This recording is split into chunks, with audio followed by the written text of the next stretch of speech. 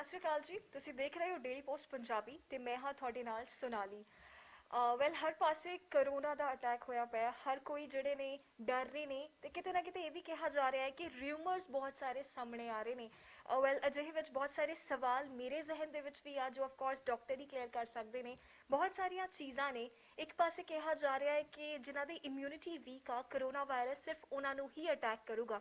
So of course immunity weak ਕਰਨ ਵਾਸਤੇ ਬਹੁਤ ਸਾਰੀਆਂ ਚੀਜ਼ਾਂ ਨੇ, ਬਹੁਤ ਸਾਰਾ ਫੂਡ ਹੈ। ਸੋ ਉਹ ਚੀਜ਼ਾਂ ਕੀ ਨੇ ਉਹ ਆਪਾਂ ਡਾਕਟਰ ਤੋਂ ਪੁੱਛਾਂਗੇ। ਤੇ ਉਸ ਤੋਂ ਬਾਅਦ ਇਹ ਵੀ ਕਿਹਾ ਜਾ ਰਿਹਾ ਹੈ ਕਿ ਜਿਹੜਾ ਕਰੋਨਾ ਵਾਇਰਸ ਆ ਉਹ ਗਰਮੀ ਦੇ ਵਿੱਚ ਇੱਕਦਮ ਖਤਮ ਹੋ ਜਾਵੇਗਾ। ਪਰ ਦੂਜੇ ਪਾਸੇ ਕੁਐਸਚਨ ਇਹ ਵੀ ਉੱਠਦਾ ਹੈ ਕਿ ਜੂਨ ਤੇ ਜੁਲਾਈ ਵਿੱਚ ਇਹ ਵਾਇਰਸ ਪੀਕ ਤੇ ਹੋਵੇਗਾ। ਸੋ ਅਜਿਹੇ ਬਹੁਤ ਸਾਰੇ ਕੁਐਸਚਨਸ ਮੇਰੇ ਕੋਲ ਹੈਗੇ ਨੇ ਤੇ ਇਹਨਾਂ ਸਾਰਿਆਂ ਦਾ ਜਵਾਬ ਦੇਣ ਲਈ ਮੇਰੇ ਨਾਲ ਪਲਵੀ ਜੱਸਰ ਜੀ ਨੇ, ਜੋ ਆਲਰੇਡੀ ਬਹੁਤ ਸਾਰੀਆਂ ਵੀਡੀਓ ਸਾਡੇ ਨਾਲ ਕਰਦੇ ਨੇ ਬਟ ਅੱਜ ਰੂਬਰੂ ਹੋਇਆ ਤੁਹਾਡੇ ਸਾਰਿਆਂ ਨਾਲ ਤੇ ਇਹਨਾਂ ਤੋਂ ਸਾਰੇ ਆਪਾਂ ਜਵਾਬ ਜ਼ਰੂਰ ਲਵਾਂਗੇ। ਸਤਿ ਸ਼੍ਰੀ ਅਕਾਲ ਡਾਕਟਰ। ਸਤਿ ਸ਼੍ਰੀ ਅਕਾਲ ਸੋਨਾਲੀ। ਪਹਿਲੀ ਗੱਲ ਤਾਂ ਜਿਵੇਂ ਮੈਂ ਕਿਹਾ ਕਿ ਕਿਹਾ ਜਾ ਰਿਹਾ ਕਿ ਜਿਨ੍ਹਾਂ ਦੀ ਇਮਿਊਨਿਟੀ ਵੀਕ ਆ ਉਹਨਾਂ ਨੂੰ ਕਰੋਨਾ ਵਾਇਰਸ ਅਟੈਕ ਕਰਦਾ ਆ। ਇਹ ਚੀਜ਼ ਡੇ 1 ਤੋਂ ਸਾਰਿਆਂ ਨੂੰ ਪਤਾ। ਬਟ ਜੇ ਮੈਂ ਤੁਹਾਨੂੰ ਪੁੱਛਾਂ ਕਿ ਕੀ ਸੋਲਿਊਸ਼ਨ ਹੈ ਇਸ ਚੀਜ਼ ਦੇ, ਇਮਿਊਨਿਟੀ ਜਿਹੜੀ ਆ ਕਿਵੇਂ ਸਟਰੋਂਗ ਕਰਨੀ ਆ, ਸੋ ਬਹੁਤ ਸਾਰੇ ਜਿਹੜੇ ਵੀ ਸਵਾਲ ਆ ਮੈਂ ਤੁਹਾਡੇ ਤੋਂ ਜਵਾਬ ਚਾਹੁੰਦੀ ਹਾਂ। ਓਕੇ, ਸੋ ਸੋਨਾਲੀ ਜਿਹੜੀ ਇਮਿਊਨਿਟੀ ਹੈਗੀ ਆ ਉਹੀ ਸਭ ਤੋਂ ਇੰਪੋਰਟੈਂਟ ਚੀਜ਼ ਹੈ। ਬਿਕੋਜ਼ ਜਿਵੇਂ ਹੁਣ ਲੋਕਡਾਊਨ ਦੇ ਵਿੱਚ ਰਿਲੈਕਸੇਸ਼ਨਸ ਹੋਈਆਂ, ਪਹਿਲਾਂ ਅਸੀਂ ਘਰਾਂ ਦੇ ਵਿੱਚ ਕਨਫਾਈਨਡ ਸੀਗੇ, ਸਾਡੇ ਘਰ ਵਰਕਰਸ ਨਹੀਂ ਸੀ ਆ ਰਹੇ ਜਾਂ ਅਸੀਂ ਬਾਹਰ ਨਹੀਂ ਸੀ ਜਾ ਰਹੇ। ਲੇਕਿਨ ਜਿਵੇਂ ਜਿਵੇਂ ਤੁਹਾਡੀ ਮੂਵਮੈਂਟ ਵੱਧਦੀ ਜਾ ਰਹੀ ਹੈ ਉਹਦੇ ਹਿਸਾਬ ਦੇ ਨਾਲ ਜੇ ਅਸੀਂ ਪ੍ਰਪੋਰਸ਼ਨੇਟਲੀ ਦੇਖੀਏ ਤਾਂ ਸਾਡੇ ਕੰਟੈਕਟ ਪੁਆਇੰਟਸ ਬਹੁਤ ਜ਼ਿਆਦਾ ਹੋ ਗਏ ਹੈ, ਐਕਸਪੋਨੈਂਸ਼ੀਅਲੀ ਵੱਧ ਰਹੇ ਹੈ। ਤੇ ਵੀ ਡੋਂਟ ਨੋ ਕਿ ਕੌਣ ਇਨਸਾਨ ਕੋਰੋਨਾ ਪੋਜ਼ਿਟਿਵ ਹੈ। ਔਰ ਇੱਕ ਬਹੁਤ ਹੀ ਕੰਟੇਜੀਅਸ ਡਿਜ਼ੀਜ਼ ਹੈ। ਜਦੋਂ ਵੀ ਆਪਾਂ ਕਿਸੇ ਐਸੇ ਵਿਅਕਤੀ ਦੇ ਕੰਟੈਕਟ ਵਿੱਚ ਆਉਂਦੇ ਹਾਂ ਤਾਂ ਬਹੁਤ ਹੀ ਘੱਟ ਸਮੇਂ ਲੱਗਦਾ ਹੈ ਦੂਸਰੇ ਵਿਅਕਤੀ ਨੂੰ ਇਹਦੇ ਨਾਲ ਇਨਫੈਕਟਡ ਹੋਣ ਦੇ ਨਾਲ। ਸੋ ਦੋ ਇਨਸਾਨ ਹੈਗੇ ਆ, ਜੇ ਕਿਸੇ ਦੀ ਇਮਿਊਨਿਟੀ ਵੀਕ ਹੈ ਕਿਸੇ ਦੀ ਸਟਰੋਂਗ ਹੈ ਤਾਂ ਡੈਫੀਨੇਟਲੀ ਜਿਹਦੀ ਇਮਿਊਨਿਟੀ ਸਟਰੋਂਗ ਹੈ ਉਹਦੇ ਨਾਲ ਉਹਨਾਂ ਨੂੰ ਜਿਹੜੇ ਇਨਫੈਕਸ਼ਨ ਦੇ ਚਾਂਸਸ ਹੈਗੇ ਆ ਉਹ ਬਹੁਤ ਘੱਟ ਹੋ ਜਾਂਦੇ ਆ। ਇਮਿਊਨਿਟੀ ਨੂੰ ਸਟਰੋਂਗ ਕਰਨ ਵਾਸਤੇ ਬਹੁਤ ਜ਼ਰੂਰੀ ਹੈ, I am a nutritionist and a dietitian, ਉਹਦੇ ਵਿੱਚ ਬਹੁਤ ਜ਼ਰੂਰੀ ਹੋ ਜਾਂਦਾ ਹੈ ਕਿ ਤੁਸੀਂ ਆਪਣੀ ਇਮਿਊਨਿਟੀ ਬਿਲਡ ਕਰੋ।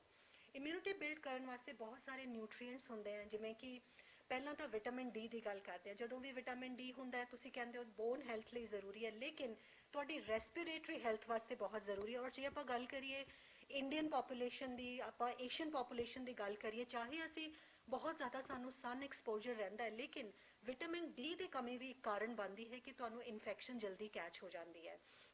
ਇਸ ਤੋਂ ਇਲਾਵਾ ਵਿਟਾਮਿਨ ਸੀ ਦੇ ਬਾਰੇ ਅੱਜ ਕੱਲ੍ਹ ਅਸੀਂ ਬਹੁਤ ਸੁਣਦੇ ਆ ਰਹੇ ਹਾਂ। ਡੈਫੀਨੇਟਲੀ ਵਿਟਾਮਿਨ ਸੀ ਤੁਹਾਡੀ ਇਮਿਊਨਿਟੀ ਨੂੰ ਬੂਸਟ ਕਰਨ ਵਾਸਤੇ ਬਹੁਤ ਜ਼ਰੂਰੀ ਹੈ। ਲੇਕਿਨ ਇਹਦਾ ਮਤਲਬ ਇਹ ਨਹੀਂ ਕਿ ਤੁਸੀਂ ਇੱਕ ਔਰੇਂਜ ਖਾ ਲਿਆ ਜਾਂ ਤੁਸੀਂ 2 ਆਮਲੇ ਖਾ ਲਏ ਤਾਂ ਤੁਸੀਂ ਸੋਚੋ ਕਿ ਯੈਸ ਮੇਰੀ ਇਮਿਊਨਿਟੀ ਸਟਰੋਂਗ ਹੋ ਰਹੀ ਹੈ। ਲੇਕਿਨ ਇਹਦੇ ਵਿੱਚ ਤੁਹਾਨੂੰ ਐਟਲੀਸਟ ਜੇ ਤੁਹਾਨੂੰ ਬਾਰ-ਬਾਰ ਇਨਫੈਕਸ਼ਨਸ ਹੁੰਦੀਆਂ, ਵਿਟਾਮਿਨ ਸੀ ਦੇ ਸਪਲੀਮੈਂਟਸ ਲੈਣਾ ਤੁਹਾਡੇ ਵਾਸਤੇ ਬਹੁਤ ਹੀ ਇੱਕ ਇੰਪੋਰਟੈਂਟ ਐਸਪੈਕਟ ਹੋ ਸਕਦਾ ਹੈ। ਐਟਲੀਸਟ ਤੁਹਾਨੂੰ 40 ਤੋਂ 60 ਮਿਲੀਗ੍ਰਾਮਸ ਵਿਟਾਮਿਨ ਸੀ ਲੈਣਾ ਚਾਹੀਦਾ ਹੈ।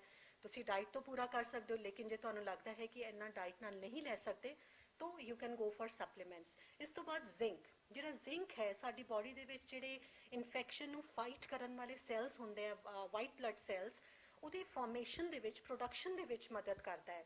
ਜੇ ਸਾਡੀ ਰੋਗ ਪ੍ਰਤੀਰੋਧਕ क्षमता ਅੱਛੀ ਹੈ ਤਾਂ ਮਤਲਬ ਹੈ ਕਿ ਸਾਡੀ ਬਾਡੀ ਦੇ ਵਿੱਚ ਜ਼ਿੰਕ ਦੀ ਕਮੀ ਨਹੀਂ ਹੈ। ਜ਼ਿੰਕ ਦੇ ਸਪਲੀਮੈਂਟਸ ਤੁਸੀਂ ਲੈ ਸਕਦੇ ਹੋ। ਐਟਲੀਸਟ ਤੁਹਾਨੂੰ 40 ਤੋਂ 60 ਮਿਲੀਗ੍ਰਾਮਸ ਰੋਜ਼ ਜ਼ਿੰਕ ਲੈਣਾ ਚਾਹੀਦਾ ਹੈ, ਕਿਉਂਕਿ ਇਹ ਐਸਾ ਟਾਈਮ ਹੈ ਜਦੋਂ ਸਿਰਫ ਤੁਹਾਨੂੰ ਬਚਾਉਣ ਵਿੱਚ ਤੁਹਾਡੀ ਇਮਿਊਨਿਟੀ ਔਰ ਤੁਹਾਡੇ ਜਿਹੜੇ ਸੋਸ਼ਲ ਹਾਈਜੀਨ ਐਟੀਕੇਟਸ ਹੈਗੇ ਆ ਉਹੀ ਹੈਲਪ ਕਰ ਸਕਦੇ ਆ। ਜ਼ਿੰਕ ਦੇ ਵਾਸਤੇ ਤੁਸੀਂ ਐਗਸ ਲੈ ਸਕਦੇ ਹੋ, ਤੁਸੀਂ ਕੋਈ ਵੀ ਸੀਡਸ ਜਿੱਦਾਂ ਫਲੈਕਸ ਸੀਡਸ ਹੈ, ਵਾਟਰਮੈਲਨ ਸੀਡਸ ਹੈ, ਚੀਆ ਸੀਡਸ ਹੈ, ਇਹਨਾਂ ਨੂੰ ਆਪਣੀ ਡਾਈਟ ਵਿੱਚ ਇਨਕਲੂਡ ਕਰੋ। ਜੀ ਜਿੱਥੇ ਡਾਈਟ ਦੀ ਗੱਲ ਹੋਈ ਉੱਥੇ ਮੈਂ ਜ਼ਰੂਰ ਪੁੱਛਣਾ ਚਾਹਾਂਗੀ ਕਿ ਸਿੰਪਟਮਸ ਸਭ ਤੋਂ ਪਹਿਲਾਂ ਜਿਹੜਾ ਸਟਾਰਟ ਹੋਇਆ ਸੀ ਉਹ ਕਹਿ ਰਹੇ ਸੀਗੇ ਕਿ ਆਫ ਕੋਰਸ ਨਾਰਮਲ ਕੋਲਡ ਜਿਵੇਂ ਹੁੰਦਾ ਉਹ ਵਾਲੇ ਸਿੰਪਟਮਸ ਨੇ, ਤੇ ਹੁਣ ਜਾ ਕੇ ਜਦ ਲੋਕਡਾਊਨ ਨੂੰ 3-4 ਮਹੀਨੇ ਹੋ ਗਏ, ਹੁਣ ਇਹ ਵੀ ਸਾਹਮਣੇ ਆ ਰਿਹਾ ਹੈ ਕਿ ਕਿਸੇ ਨੂੰ ਸਿੰਪਟਮ ਨਜ਼ਰ ਵੀ ਨਹੀਂ ਆ ਰਹੇ। ਸੋ ਇਹ ਕਿੱਥੇ ਤੱਕ ਸੱਚ ਹੈ? ਬਹੁਤ ਹੀ ਸੱਚਾਈ ਹੈ ਔਰ ਇਹ ਬਹੁਤ ਜ਼ਿਆਦਾ ਸਕੈਰੀ ਸੱਚਾਈ ਹੈ ਸੋਨਾਲੀ। ਬਿਕੋਜ਼ ਸਪੋਜ਼ ਹੁਣ ਜਿਵੇਂ ਕਿ ਸਾਨੂੰ ਪਤਾ ਹੈ ਕਿ ਕੋਈ ਖਤਰਾ ਹੈ, ਜਿਵੇਂ ਕਿਸੇ ਨੂੰ ਇਨਫੈਕਸ਼ਨ ਹੈ ਤਾਂ ਅਸੀਂ ਕੋਸ਼ਿਸ਼ ਕਰਕੇ ਅਸੀਂ ਉਹਨੂੰ ਦੂਰ ਰੱਖਣ ਦੀ ਕੋਸ਼ਿਸ਼ ਕਰਾਂਗੇ, ਬਿਕੋਜ਼ ਸਾਨੂੰ ਸਸਪੀਸ਼ਨ ਹੋ ਸਕਦੀ ਹੈ ਕਿ ਕੋਰੋਨਾ ਪੋਜ਼ਿਟਿਵ ਹੋ ਸਕਦਾ ਹੈ। ਫੀਵਰ ਹੈ ਜਾਂ ਤੁਹਾਨੂੰ ਰੈਸਪੀਰੇਟਰੀ ਡਿਸਟ੍ਰੈਸ ਹੋ ਰਿਹਾ, ਪਰਟੀਕੂਲਰਲੀ ਜਿਵੇਂ ਐਲਡਰਲੀ ਪੋਪੂਲੇਸ਼ਨ ਦੀ ਜੇ ਆਪਾਂ ਗੱਲ ਕਰੀਏ। ਲੇਕਿਨ ਅੱਜ ਕੱਲ੍ਹ ਦੇਖਿਆ ਜਾ ਰਿਹਾ, ਹੁਣ ਤੁਸੀਂ ਦੇਖਿਆ ਹੀ ਹੋਵੇਗਾ ਕਿ ਪਲੇਨ ਦੇ ਵਿੱਚ ਜਿਹੜੇ ਲੋਕ ਜਾ ਰਹੇ ਸੀਗੇ ਉਹਨਾਂ ਦੇ ਵਿੱਚ ਕਾਫੀ ਕੋਰੋਨਾ ਪੋਜ਼ਿਟਿਵ ਪੇਸ਼ੈਂਟਸ ਪਾਏ ਗਏ, ਬਟ ਦੇ ਵਰ ਨਾਟ ਸਿੰਪਟੋਮੈਟਿਕ, ਔਰ ਇੱਕ ਬਹੁਤ ਵੱਡਾ ਖਤਰਾ ਹੈ। ਸੋ ਇਹਦੇ ਵਿੱਚ ਤੁਸੀਂ ਜਦੋਂ ਤੁਹਾਨੂੰ ਸਿੰਪਟਮਸ ਹੁੰਦੇ ਆ ਤਾਂ ਡੈਫੀਨੇਟਲੀ ਤੁਸੀਂ ਪ੍ਰੀਕਾਸ਼ਨਸ ਲੈਂਦੇ ਹੋ, ਲੇਕਿਨ ਇਹ ਸਿੰਪਟੋਮੈਟਿਕ ਜਿਹੜੇ ਕੋਰੋਨਾ ਪੋਜ਼ਿਟਿਵ ਪੇਸ਼ੈਂਟਸ ਹੈਗੇ they are a bigger threat. ਔਰ ਜਿਵੇਂ ਕਿ ਤੁਸੀਂ ਪੁੱਛਿਆ ਸੀ ਕਿ ਗਰਮੀਆਂ ਦੇ ਵਿੱਚ ਇਹਦਾ ਥੋੜਾ ਜਿਹਾ ਪ੍ਰਕੋਪ ਘਟ ਜਾਏਗਾ, ਲੇਕਿਨ ਨਾਓ ਵੀ ਸੀ ਬਿਕੋਜ਼ ਇਹ ਵੀ ਹੋ ਸਕਦਾ ਹੈ ਕਿ ਜਿਵੇਂ ਹੁਣ ਅਸੀਂ ਜ਼ਿਆਦਾ ਕੰਟੈਕਟ ਵਿੱਚ ਆ ਰਹੇ ਹਾਂ, ਥੋੜੇ ਜਿਹਾ ਸੋਸ਼ਲ ਨੋਰਮਸ ਅਸੀਂ ਭੁੱਲ ਰਹੇ ਹਾਂ, we are getting lenient with the lockdown. ਇਹ ਵੀ ਇੱਕ ਕਾਰਨ ਹੈ ਕਿ ਅਸੀਂ ਜ਼ਿਆਦਾ ਲੋਕਾਂ ਦੇ ਕੰਟੈਕਟ ਵਿੱਚ ਆ ਰਹੇ ਹਾਂ ਔਰ ਇਸੇ ਕਰਕੇ ਜਿਹੜਾ ਇਹਦਾ ਆંકੜਾ ਵਧਿਆ ਜਾ ਰਿਹਾ। ਲੇਕਿਨ ਜੇ ਆਪਾਂ ਵੈਦਰ ਔਰ ਕਰੋਨਾ ਇਨਫੈਕਸ਼ਨ ਬਾਰੇ ਅਸੀਂ ਉਹਦਾ ਕੋਰਿਲੇਸ਼ਨ ਕੱਢੀਏ ਤਾਂ ਆਈ ਡੋਂਟ ਥਿੰਕ ਸੋ। ਜਿਹੜੀਆਂ ਕੰਟਰੀਜ਼ ਦੇ ਵਿੱਚ ਬਹੁਤ ਜ਼ਿਆਦਾ ਗਰਮੀ ਵੀ ਹੈ ਉਹਨਾਂ ਦੇ ਵਿੱਚ ਵੀ ਇੰਨਾ ਹੀ ਪ੍ਰਕੋਪ ਰਿਹਾ ਹੈ। So I think according to me it might not be a fact. Research ਨੇ ਹਲੇ ਸ਼ੋ ਨਹੀਂ ਕੀਤਾ ਕਿ ਗਰਮੀ ਦੇ ਨਾਲ ਕਰੋਨਾ ਦੇ ਪ੍ਰਕੋਪ ਉੱਤੇ ਕੋਈ ਕਮੀ ਆ ਸਕਦੀ ਹੈ। ਜੀ ਜੀ ਬਿਲਕੁਲ, ਜੋ ਅਸੀਂ ਦੇਖ ਹੀ ਰਿਹਾ ਕਿ ਇਸ ਟਾਈਮ ਆਫਕੋਰਸ ਜੂਨ ਆ ਗਿਆ ਤੇ ਕੇਸਿਸ ਹਲੇ ਤੱਕ ਵੀ ਉਸੀ ਲੈਵਲ ਤੇ ਚਲੋ ਥੋੜੇ ਬਹੁਤ ਘੱਟ ਆਇਆ ਬਟ ਕੇਸਿਸ ਉਧਰ ਹੀ ਹੈਗੇ ਨੇ। ਜੇ ਮੈਂ ਗੱਲ ਕਰਾਂ ਕਿ ਇਹ ਤੁਸੀਂ ਡਾਈਟ ਬਾਰੇ ਗੱਲ ਕਹੀ, ਇਹ ਜੇ ਇੱਕ ਮੈਡੀਸਨ ਦੀ ਗੱਲ ਕਰਾਂ ਕਿ ਕਰੋਨਾ ਪੇਸ਼ੈਂਟ ਨੂੰ ਅਕੋਰਡਿੰਗ ਟੂ ਯੂ ਕਿਵੇਂ, ਕਿਉਂਕਿ ਹਲੇ ਤੱਕ ਕੋਈ ਟੌਨਿਕ ਐਸ ਸੱਚ ਨਹੀਂ ਹੈ, ਹਲੇ ਤੱਕ ਕੋਈ ਸੋਲਿਊਸ਼ਨ ਨਹੀਂ ਹੈ ਇਸ ਚੀਜ਼ ਦਾ, ਸੋ ਕਿਵੇਂ ਠੀਕ ਹੋ ਸਕਦਾ ਹੈ ਕਿ ਇੱਕ ਤਾਂ ਆਫਕੋਰਸ ਮੈਂਟਲੀ ਸਾਨੂੰ ਸਟਰੋਂਗ ਰਹਿਣਾ ਪੈਣਾ ਇਸ ਚੀਜ਼ ਲਈ ਕਿਉਂਕਿ ਬਿਮਾਰੀ ਤੋਂ ਜ਼ਿਆਦਾ ਸਾਡੇ ਦਿਮਾਗ ਤੇ ਉਹ ਜ਼ਿਆਦਾ ਅਸਰ ਕਰ ਰਿਹਾ, ਸੋ ਮੈਡੀਸਨ ਅਕੋਰਡਿੰਗ ਟੂ ਯੂ ਕੀ ਹੋਣਗੇ? ਦੇਖੋ ਕਰੋਨਾ ਦਾ ਕੋਈ ਵੈਕਸੀਨ ਨਹੀਂ ਆਇਆ, ਕੋਈ ਵੀ ਇਹਦਾ ਕੋਈ ਦਵਾਈ ਹਜੇ ਤੱਕ ਪੂਰੀ ਦੁਨੀਆ ਵਿੱਚ ਇਜਾਦ ਨਹੀਂ ਹੋਈ। So the basic formula is your immunity. ਲੇਕਿਨ ਜਿਵੇਂ ਕਿ ਹੁਣ ਆਪਾਂ ਮੌਸਮ ਬਦਲ ਰਿਹਾ ਹੈ, ਜਿੱਦਾਂ ਸਾਡੀ ਮਿਨਿਸਟਰੀ ਆਫ ਆਯੁਸ਼ ਨੇ ਵੀ ਇੱਕ ਬਹੁਤ ਸਾਰੇ ਸਾਨੂੰ ਕਾੜੇ ਦੱਸੇ ਦੇ ਆਰ ਅਮੇਜ਼ਿੰਗ। ਉਹਦੇ ਵਿੱਚ ਮੁਲੇਠੀ ਹੁੰਦੀ ਹੈ, ਕਾਲੀ ਮਿਰਚ ਹੁੰਦੀ ਹੈ, ਸਿਨੇਮਨ ਹੁੰਦਾ ਹੈ, ਜਿੰਜਰ ਹੁੰਦਾ ਹੈ। ਲੇਕਿਨ ਮੈਨੂੰ ਬਹੁਤ ਲੋਕ ਪੁੱਛਦੇ ਹੈ ਕਿ ਡਾਕਟਰ ਸਾਹਿਬ ਇਹ ਚੀਜ਼ਾਂ ਸਾਰੀਆਂ ਗਰਮ ਤਾਸੀਰ ਦੀਆਂ ਹੈਗੀਆਂ, ਇਸ ਮੌਸਮ ਦੇ ਵਿੱਚ ਜਦੋਂ ਇੱਦਾਂ ਦੀਆਂ ਚੀਜ਼ਾਂ ਲਈਆਂ ਜਾਂਦੀਆਂ ਤਾਂ ਉਹਦੇ ਨਾਲ ਤੁਹਾਨੂੰ ਗਰਮੀ ਹੋ ਜਾਂਦੀ ਹੈ, ਨੋਜ਼ ਬਲੀਡਸ ਹੋ ਜਾਂਦੇ ਹੈ, ਡੀਹਾਈਡਰੇਸ਼ਨ ਹੋ ਜਾਂਦੀ ਹੈ, ਤਾਂ ਇਹਦਾ ਸੋਲਿਊਸ਼ਨ ਕੀ ਹੈ? ਇਹ ਚੀਜ਼ਾਂ ਬਹੁਤ ਹੀ ਇੰਪੋਰਟੈਂਟ ਹੈਗੀਆਂ। ਜਿੱਦਾਂ ਕਿ ਸਿਨੇਮਨ ਹੈ, ਦਾਲਚੀਨੀ ਤੁਸੀਂ ਕਿਸੇ ਵੀ ਫਾਰਮ ਦੇ ਵਿੱਚ ਲਓ।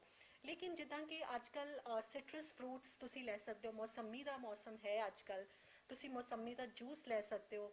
ਔਰ ਜਿਹੜੇ ਤੁਸੀਂ ਵੀ ਕਾੜੇ ਬਣਾ ਰਹੇ ਹੋ, ਇਹਦਾ ਇੱਕ ਸੋਲਿਊਸ਼ਨ ਇਹ ਹੈ ਕਿ ਜਿੱਦਾਂ ਤੁਸੀਂ ਜੇ ਜਿੰਜਰ ਲੈਣਾ ਹੈ, ਜੇ ਤੁਸੀਂ ਅਦਰਕ ਲੈਣਾ ਹੈ, ਤੁਸੀਂ ਉਹਨੂੰ ਉਬਾਲ ਕੇ ਪਾਣੀ ਦੇ ਵਿੱਚ ਜਿੰਜਰ ਵਾਟਰ ਬਣਾਓ, ਲੇਕਿਨ ਉਹਨੂੰ ਤੁਸੀਂ ਥੋੜੀ ਦੇਰ ਫ੍ਰਿਜ ਦੇ ਵਿੱਚ ਰੱਖ ਦਿਓ, ਉਹਦੇ ਨਾਲ ਉਹਦੀ ਤਾਸੀਰ ਬਦਲ ਜਾਏਗੀ। ਸੋ ਥੋੜੀ ਕੁਆਂਟੀਟੀ ਕਰ ਸਕਦੇ ਹੋ, ਲੇਕਿਨ ਇਹ ਚੀਜ਼ਾਂ ਬਹੁਤ ਜ਼ਰੂਰੀ ਹੈਗੀਆਂ। ਵਾਟਰਮੈਲਨ ਇਜ਼ ਵੈਰੀ ਇੰਪੋਰਟੈਂਟ, 90% ਇਹਦੇ ਵਿੱਚ ਵਾਟਰ ਹੁੰਦਾ ਹੈ ਔਰ ਇਹਦੇ ਵਿੱਚ ਬਹੁਤ ਸਾਰੇ ਐਸੇ ਨਿਊਟ੍ਰੀਐਂਟਸ ਹੈਗੇ ਜਿਹੜੇ ਕਿ ਤੁਹਾਨੂੰ ਡੀਹਾਈਡਰੇਸ਼ਨ ਤੋਂ ਬਚਾਉਂਦੇ ਹੈ। ਔਰ ਇਹ ਵੀ ਦੇਖਿਆ ਗਿਆ ਹੈ ਕਿ ਜਿਹੜੇ ਪੇਸ਼ੈਂਟਸ ਨੂੰ ਡੀਹਾਈਡਰੇਸ਼ਨ ਹੁੰਦੀ ਹੈ ਉਹਨਾਂ ਨੂੰ ਇਨਫੈਕਸ਼ਨ ਕੈਚ ਕਰਨ ਦੇ ਜਿਹੜੇ ਚਾਂਸਸ ਹੈ ਬਹੁਤ ਜ਼ਿਆਦਾ ਹੁੰਦੇ ਹੈ। ਕੋਕੋਨਟ ਵਾਟਰ ਤੁਸੀਂ ਅੱਜ ਕੱਲ੍ਹ ਪਲੈਂਟੀ ਵਿੱਚ ਸਾਡੇ ਇੱਧਰ ਮਿਲ ਰਿਹਾ ਹੈ। ਸੋ ਕੋਕੋਨਟ ਵਾਟਰ ਦੇ ਵਿੱਚ ਇਲੈਕਟ੍ਰੋਲਾਈਟਸ ਹੁੰਦੇ ਆ ਜਿਹੜੇ ਕਿ ਤੁਹਾਨੂੰ ਡੀਹਾਈਡਰੇਸ਼ਨ ਤੋਂ ਬਚਾਉਂਦੇ ਐਂਡ ਅਲਟੀਮੇਟਲੀ ਤੁਹਾਡੀ ਜਿਹੜੀ ਇਮਿਊਨਿਟੀ ਹੈ ਬੂਸਟ ਕਰਦੇ ਆ। ਤੁਸੀਂ ਕਿਊਕੰਬਰਸ ਖਾਓ, ਜਿਹੜੇ ਵਾਟਰੀ ਫਰੂਟਸ ਹੈਗੇ ਆ ਉਹਨਾਂ ਦੇ ਵਿੱਚ ਵਿਟਾਮਿਨ ਸੀ, ਫਾਈਬਰ ਔਰ ਵਾਟਰ ਔਰ ਮਾਈਕਰੋ ਨਿਊਟ੍ਰੀਐਂਟਸ ਹੁੰਦੇ ਆ ਜਿਹੜੇ ਕਿ ਤੁਹਾਨੂੰ ਡੀਹਾਈਡਰੇਸ਼ਨ ਤੋਂ ਬਚਾਉਂਦੇ ਆ, ਤੁਹਾਡੀ ਬਾਡੀ ਦੇ ਵਿੱਚ ਇਮਿਊਨਿਟੀ ਬਿਲਡ ਕਰਦੇ ਆ and they are very good for you. ਔਰ ਇਹਨਾਂ ਸਾਰੀਆਂ ਚੀਜ਼ਾਂ ਜਿਹੜੀਆਂ ਗਰਮ ਤਾਸੀਰ ਦੀਆਂ ਮੰਨੀਆਂ ਜਾਂਦੀਆਂ ਉਹ ਤੁਹਾਨੂੰ ਉਸ ਚੀਜ਼ ਤੋਂ ਬਚਾਉਂਦੇ ਆ। ਜੀ thank you so much doctor. I am sure ਮੇਰੇ ਨਾਲ ਜਿੰਨੇ ਲੋਕੀ ਦੇਖ ਰਹੇ ਉਹਨਾਂ ਦੇ ਵੀ ਬਹੁਤ ਸਾਰੇ ਕੁਐਸਚਨਸ ਕਲੀਅਰ ਹੋਣੇ ਤੇ ਇਮਿਊਨਿਟੀ ਨੂੰ ਲੈ ਕੇ ਕਿਹੋ ਜਿਹੇ ਤੁਸੀਂ ਫਰੂਟਸ ਖਾਣੇ, ਕਿਹੋ ਜਿਹੇ ਫੂਡ ਲੈਣੇ, ਆਈ ਐਮ ਸ਼ੋਰ ਕਿ ਬਹੁਤ ਸਾਰੇ ਜਿਹੜੇ ਨੇ ਉਹਨਾਂ ਨੂੰ ਜਵਾਬ ਮਿਲ ਗਏ ਹੋਣੇ। Thank you so much for talking to us. Thank you Sonali, thank you so much. Thank you so much and I hope ਤੁਸੀਂ ਆਪਣੇ questions ਨਾਲ clear ਹੋਵੋਗੇ। For more updates stay tuned to us. For now this is me Sonali signing off. ਸਤਿ ਸ਼੍ਰੀ ਅਕਾਲ ਜੀ, ਤੁਸੀਂ ਦੇਖ ਰਹੇ ਹੋ ਡੇਲੀ ਪੋਸਟ ਪੰਜਾਬੀ ਤੇ ਮੈਂ ਹਾਂ ਤੁਹਾਡੇ ਨਾਲ ਸੋਨਾਲੀ। ਵੈਲ ਹਰ ਪਾਸੇ ਕਰੋਨਾ ਦਾ ਅਟੈਕ ਹੋਇਆ ਪਿਆ, ਹਰ ਕੋਈ ਜਿਹੜੇ ਨੇ ਡਰ ਰਹੇ ਨੇ ਤੇ ਕਿਤੇ ਨਾ ਕਿਤੇ ਇਹ ਵੀ ਕਿਹਾ ਜਾ ਰਿਹਾ ਹੈ ਕਿ ਰਿਊਮਰਸ ਬਹੁਤ ਸਾਰੇ ਸਾਹਮਣੇ ਆ ਰਹੇ ਨੇ। ਵੈਲ ਅਜਿਹੇ ਵਿੱਚ ਬਹੁਤ ਸਾਰੇ ਸਵਾਲ ਮੇਰੇ ਜ਼ਿਹਨ ਦੇ ਵਿੱਚ ਵੀ ਆ ਜੋ ਆਫਕੋਰਸ ਡਾਕਟਰ ਹੀ ਕਲੀਅਰ ਕਰ ਸਕਦੇ ਨੇ। ਬਹੁਤ ਸਾਰੀਆਂ ਚੀਜ਼ਾਂ ਨੇ, ਇੱਕ ਪਾਸੇ ਕਿਹਾ ਜਾ ਰਿਹਾ ਹੈ ਕਿ ਜਿਨ੍ਹਾਂ ਦੀ ਇਮਿਊਨਿਟੀ ਵੀਕ ਆ ਕਰੋਨਾ ਵਾਇਰਸ ਸਿਰਫ ਉਹਨਾਂ ਨੂੰ ਹੀ ਅਟੈਕ ਕਰੂਗਾ। ਸੋ ਆਫਕੋਰਸ ਇਮਿਊਨਿਟੀ ਵੀਕ ਕਰਨ ਵਾਸਤੇ ਬਹੁਤ ਸਾਰੀਆਂ ਚੀਜ਼ਾਂ ਨੇ, ਬਹੁਤ ਸਾਰਾ ਫੂਡ ਹੈ। ਸੋ ਉਹ ਚੀਜ਼ਾਂ ਕੀ ਨੇ ਉਹ ਆਪਾਂ ਡਾਕਟਰ ਤੋਂ ਪੁੱਛਾਂਗੇ। ਤੇ ਉਸ ਤੋਂ ਬਾਅਦ ਇਹ ਵੀ ਕਿਹਾ ਜਾ ਰਿਹਾ ਹੈ ਕਿ ਜਿਹੜਾ ਕਰੋਨਾ ਵਾਇਰਸ ਆ ਉਹ ਗਰਮੀ ਦੇ ਵਿੱਚ ਇੱਕਦਮ ਖਤਮ ਹੋ ਜਾਵੇਗਾ, ਬਟ ਦੂਜੇ ਪਾਸੇ ਕੁਐਸਚਨ ਇਹ ਵੀ ਉੱਠਦਾ ਹੈ ਕਿ ਜੂਨ ਤੇ ਜੁਲਾਈ ਵਿੱਚ ਇਹ ਵਾਇਰਸ ਪੀਕ ਤੇ ਹੋਵੇਗਾ। ਸੋ ਅਜਿਹੇ ਬਹੁਤ ਸਾਰੇ ਕੁਐਸਚਨਸ ਮੇਰੇ ਕੋਲ ਹੈਗੇ ਨੇ ਤੇ ਇਹਨਾਂ ਸਾਰਿਆਂ ਦਾ ਜਵਾਬ ਦੇਣ ਲਈ ਮੇਰੇ ਨਾਲ ਪਲਵੀ ਜੱਸਰ ਜੀ ਨੇ ਜੋ ਆਲਰੇਡੀ ਬਹੁਤ ਸਾਰੀਆਂ ਵੀਡੀਓ ਸਾਡੇ ਨਾਲ ਕਰਦੇ ਨੇ ਬਟ ਅੱਜ ਰੂਬਰੂ ਹੋਇਆ ਤੁਹਾਡੇ ਸਾਰਿਆਂ ਨਾਲ ਤੇ ਇਹਨਾਂ ਤੋਂ ਸਾਰੇ ਆਪਾਂ ਜਵਾਬ ਜ਼ਰੂਰ ਲਵਾਂਗੇ। ਸਤਿ ਸ਼੍ਰੀ ਅਕਾਲ ਡਾਕਟਰ। ਸਤਿ ਸ਼੍ਰੀ ਅਕਾਲ ਸੋਨਾਲੀ। ਪਹਿਲੀ ਗੱਲ ਤਾਂ ਜਿਵੇਂ ਮੈਂ ਕਿਹਾ ਜਾ ਰਿਹਾ ਕਿ ਜਿਹਨਾਂ ਦੀ ਇਮਿਊਨਿਟੀ ਵੀਕ ਆ ਉਹਨਾਂ ਨੂੰ ਕਰੋਨਾ ਵਾਇਰਸ ਅਟੈਕ ਕਰਦਾ ਆ, ਇਹ ਚੀਜ਼ ਡੇ 1 ਤੋਂ ਸਾਰਿਆਂ ਨੂੰ ਪਤਾ। ਬਟ ਜੇ ਮੈਂ ਤੁਹਾਨੂੰ ਪੁੱਛਾਂ ਕਿ ਕੀ ਸੋਲਿਊਸ਼ਨ ਹੈ ਇਸ ਚੀਜ਼ ਦੇ, ਇਮਿਊਨਿਟੀ ਜਿਹੜੀ ਆ ਕਿਵੇਂ ਸਟਰੋਂਗ ਕਰਨੀ ਆ, ਸੋ ਬਹੁਤ ਸਾਰੇ ਜਿਹੜੇ ਵੀ ਸਵਾਲ ਆ ਮੈਂ ਤੁਹਾਡੇ ਤੋਂ ਜਵਾਬ ਚਾਹੁੰਦੀ ਹਾਂ। ਓਕੇ, ਸੋ ਸੋਨਾਲੀ ਜਿਹੜੀ ਇਮਿਊਨਿਟੀ ਹੈਗੀ ਆ ਉਹੀ ਸਭ ਤੋਂ ਇੰਪੋਰਟੈਂਟ ਚੀਜ਼ ਹੈ ਬਿਕੋਜ਼ ਜਿਵੇਂ ਹੁਣ ਲੋਕਡਾਊਨ ਦੇ ਵਿੱਚ ਰਿਲੈਕਸੇਸ਼ਨਸ ਹੋਈਆਂ, ਪਹਿਲਾਂ ਅਸੀਂ ਘਰਾਂ ਦੇ ਵਿੱਚ ਕਨਫਾਈਨਡ ਸੀਗੇ, ਸਾਡੇ ਘਰ ਵਰਕਰਸ ਨਹੀਂ ਸੀ ਆ ਰਹੇ ਜਾਂ ਅਸੀਂ ਬਾਹਰ ਨਹੀਂ ਸੀ ਜਾ ਰਹੇ, ਲੇਕਿਨ ਜਿਵੇਂ ਜਿਵੇਂ ਤੁਹਾਡੀ ਮੂਵਮੈਂਟ ਵੱਧਦੀ ਜਾ ਰਹੀ ਹੈ ਉਹਦੇ ਹਿਸਾਬ ਦੇ ਨਾਲ ਜੇ ਅਸੀਂ ਪ੍ਰਪੋਰਸ਼ਨੇਟਲੀ ਦੇਖੀਏ ਤਾਂ ਸਾਡੇ ਕੰਟੈਕਟ ਪੁਆਇੰਟਸ ਬਹੁਤ ਜ਼ਿਆਦਾ ਹੋ ਗਏ ਹੈ, ਐਕਸਪੋਨੈਂਸ਼ੀਅਲੀ ਵੱਧ ਰਹੇ ਹੈ ਤੇ ਵੀ ਡੋਂਟ ਨੋ ਕਿ ਕੌਣ ਇਨਸਾਨ ਕੋਰੋਨਾ ਪੋਜ਼ਿਟਿਵ ਹੈ ਔਰ ਇੱਕ ਬਹੁਤ ਹੀ ਕੰਟੇਜੀਅਸ ਡਿਜ਼ੀਜ਼ ਹੈ। ਜਦੋਂ ਵੀ ਆਪਾਂ ਕਿਸੇ ਐਸੇ ਵਿਅਕਤੀ ਦੇ ਕੰਟੈਕਟ ਵਿੱਚ ਆਉਂਦੇ ਹਾਂ ਤਾਂ ਬਹੁਤ ਹੀ ਘੱਟ ਸਮੇਂ ਲੱਗਦਾ ਹੈ ਦੂਸਰੇ ਵਿਅਕਤੀ ਨੂੰ ਇਹਦੇ ਨਾਲ ਇਨਫੈਕਟਡ ਹੋਣ ਦੇ ਨਾਲ। ਸੋ ਦੋ ਇਨਸਾਨ ਹੈਗੇ ਆ, ਜੇ ਕਿਸੇ ਦੀ ਇਮਿਊਨਿਟੀ ਵੀਕ ਹੈ ਕਿਸੇ ਦੀ ਸਟਰੋਂਗ ਹੈ ਤਾਂ ਡੈਫੀਨੇਟਲੀ ਜਿਹਦੀ ਇਮਿਊਨਿਟੀ ਸਟਰੋਂਗ ਹੈ ਉਹਦੇ ਨਾਲ ਉਹਨਾਂ ਨੂੰ ਜਿਹੜੇ ਇਨਫੈਕਸ਼ਨ ਦੇ ਚਾਂਸਸ ਹੈਗੇ ਆ ਉਹ ਬਹੁਤ ਘੱਟ ਹੋ ਜਾਂਦੇ ਆ। ਇਮਿਊਨਿਟੀ